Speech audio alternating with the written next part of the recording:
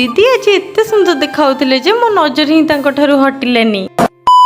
Hello guys मु सुभी स्वागत करछु मोर आ एक नवा दिन को। आज मु जल्दी उठी पड़थली भाबिली टिके बेड सजाड़ देबी। बेड सजाड़ सारी पर मु बसी की पाठ पढ़ी देथिली काहे ना मोर बहुत सारा असाइनमेंट थिला लिखिबा पई। सेठु मो नित्यकर्म सारी पर मु पळी आस्थिली जिम। आ आज आसीबा जिम टिके लेट हे जाइथिला। बहुत समय वर्कआउट कर सारी पर मु पळी आस्थिली बाबाजी साहू काहे ना हेटी मते बहुत जोर भोक लागुथिला। मु खाई देथिली इडली घुगुनी। घर को आसारी पर मते जणा पड़थिला आज बॉल घर भोजी थिला। तो एटी कामिनी मते कोबी जाचुची नहीं काटिबू बोली मु भी तांको सह योगदान दे देथिली मठरे आसीकी। किछि समय परे भोजी भी हमर रेडी हेथिला। कोइन थिला हमर फर्स्ट बैच रे बसथिला। आ ए छुआर दशम परीक्षा पई से भाबिला एठी टिके मु पुण्य कर दिए जोटारे मु पास करि जिबी। ऋतुना देई ता सासु घर ही पळी आस्थिला भोजी ना सुनी की सकाळू सकाळू। इवनिंग रे मु टी पळी आस्थिली मार्केट काहे कि ना मते राजा भाई के दुकान नु गोटे गिफ्ट पैक करिवार थिला। देन मु आ कुरकुरी कोल्ड ड्रिंक घरी के भी जा दरकार थिला नै आस्थिली। इवनिंग रे मु आसी पहुंच जाइथिली मु लोकेशन ने जोटा कि आज देविका दीदी मैरिज थिला। सेठी पहुंच सारिबा परे एते भिड़ थिले जे हमकु स्टेज पाखु जीवाक हेले बहुत टाइम लागुथिला। तांकर बहुत कष्ट रे छोट क्लिप्ट नेइथिली।